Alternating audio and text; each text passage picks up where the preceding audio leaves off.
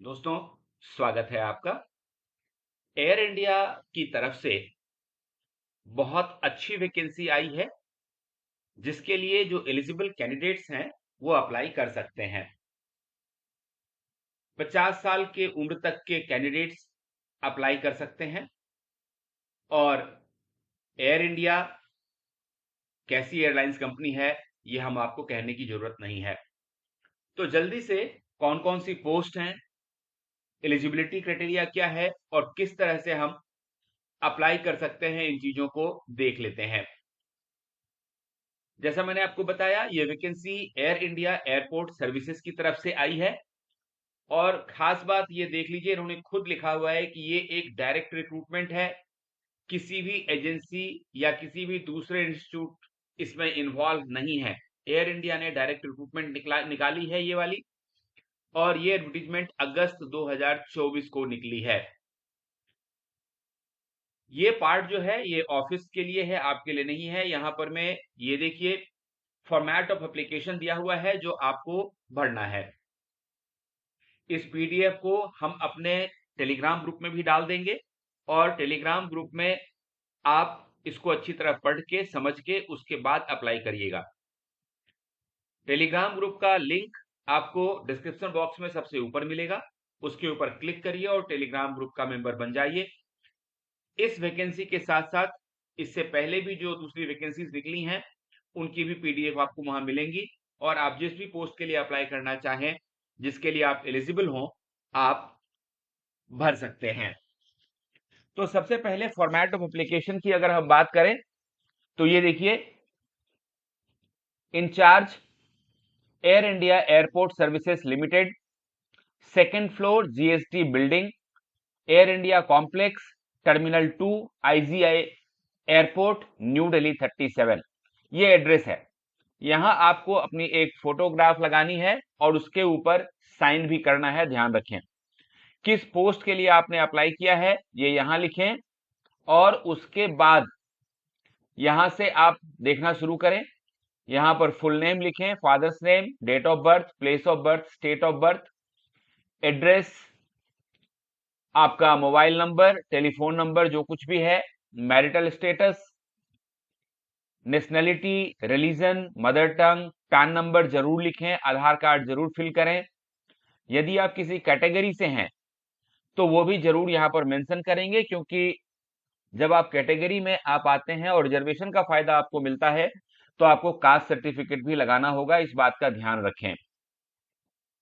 अगर आप एक सर्विसमैन हैं तो निश्चित रूप से इंडिकेट करें कि आप एक सर्विसमैन हैं। 14 नंबर खाने में आप यहां पर एजुकेशनल क्वालिफिकेशन मैट्रिकुलेशन से स्टार्ट करें या फिर एसएससी से स्टार्ट करें, इंटरमीडिएट या 10+2 जिसको हम लोग कहते हैं। और जो भी क्वालिफिकेशन आपके पास है उसको यहां भरें। नेम ऑफ द यूनिवर्सिटी जरूर लिखें, month and year of passing भी लिखें, कितने पीरियड के लिए आपने पढ़ाई की, यानी कि कोर्स साल का था या 2 साल का था, ये भी बताएं। और परसेंटेज ऑफ मार्क्स आपका कितना आया था, ये भी आप जरूर उसमें मेंशन कर दें। इसके बाद आप कौन कौन सी भाषा बोल सकते हैं वो यहां इंडिकेट करें कि कौन सी भाषा आप पढ़ सकते हैं, कौन सी भाषा आप बोल सकते हैं, कौन सी भाषा आप लिख सकते हैं। या इसके अलावा भी कोई रिमार्क्स अगर आपको लिखना है तो आप इस कॉलम में जरूर लिख दें। वर्क एक्सपीरियंस आपके पास पहले से अगर है, जरूरी नहीं है कि ये एयरलाइंस इंडस्ट्री में ही होना चाहिए, कहीं भी अगर आपका इस तरह का है तो निश्चित रूप से यहां इंडिकेट करें कि किस तरह का वर्क एक्सपीरियंस आपके पास है। ड्राइविंग लाइसेंस अगर आपके पास है तो निश्चित रूप से यहां पर मैं आप उसको लिख दें। और उसके बाद एक डिमांड ड्राफ्ट जो आपको फी के तौर पर देनी है। फी देखिए इन्होंने 500 रुपए रखी है, तो 500 रुपए फी आपको देनी पड़ेगी, ये यहां मेंशन कर दें। और उसके बाद लास्ट में यहां पर मैं आप डिक्लेरेशन जरूर दे दें, सिग्नेचर करना कभी मत भूलें, ये बहुत जरूरी है। अब हम लोग बात कर लेते हैं कि ये जो एयर इंडिया सर्विसेज लिमिटेड है, इसके बारे में इन्होंने खुद ही लिखा है कि ये ग्राउंड हैंडलिंग सर्विसेज प्रोवाइड करती है एयर इंडिया के लिए।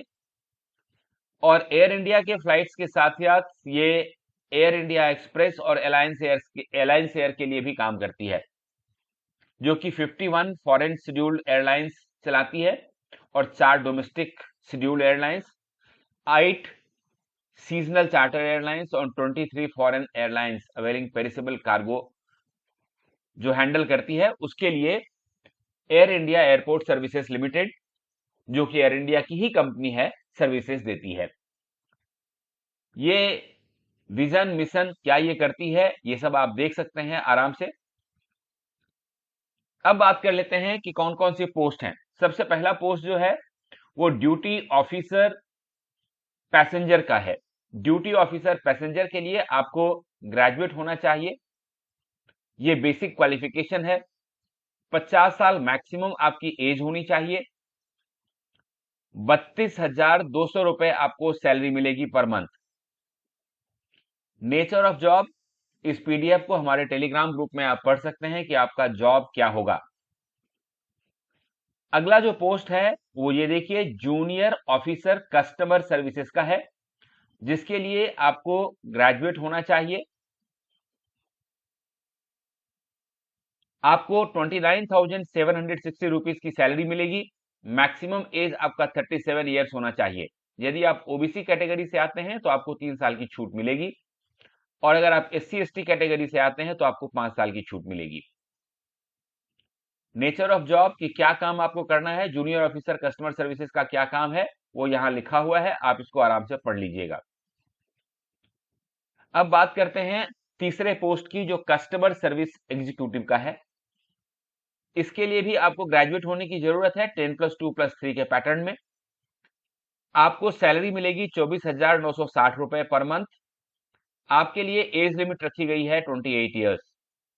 ओबीसी कैटेगरी के कैंडिडेट्स को 3 साल की छूट मिलेगी, और SC/ST कैटेगरी के कैंडिडेट्स को 5 साल की छूट मिलेगी। अगला जो पोस्ट है वो यूटिलिटी एजेंट कम रैंप ड्राइवर का है, जिसके लिए आपको SSC या फिर 10th पास होना चाहिए। और यूटिलिटी एजेंट कम रैंप ड्राइवर को 21,270 रुपए की सैलरी मिलेगी। आपकी एज 28 साल की होनी चाहिए मैक्सिमम। ओबीसी कैटेगरी के कैंडिडेट्स को 3 साल और SC/ST कैंडिडेट्स को 5 साल की एज रिलैक्सेशन दी जाएगी। अगेन आपको करना क्या है काम, वो यहां लिखा है, इसको आराम से आप हमारे टेलीग्राम ग्रुप वाले पीडीएफ में पढ़ सकते हैं। अगला जो पोस्ट है वो है हैंडीमैन ऑब्लिक हैंडी वुमेन का, जिसके लिए आपको 10th पास होना चाहिए या फिर SSC होना चाहिए।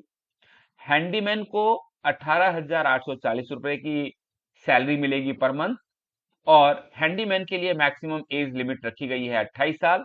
ओबीसी को 3 साल और SC/ST को 5 साल की छूट दी गई है एज में। बेसिकली ये जो हैंडीमैन या हैंडी वुमेन होते हैं, इनका काम है जो जहाज में सामान रखा जाता है या ऑफलोड किया जाता है वो काम करना, या फिर केबिन की सफाई करनी, केबिन क्लीनिंग करना। तो इस तरह का काम, या फिर टेक्नीशियंस को जो वर्कशॉप होता है वहां असिस्ट करना, व्हील चेयर असिस्टेंस प्रदान करना, ये सारे काम होते हैं। यहाँ एक खास बात जरूर कही गई है कि आपको कैजुअल लीव भी मिलेगा, सिक लीव भी मिलेगा, और आपको PF और ESIC यानी कि मेडिकल की सुविधा भी आपको दी जाएगी।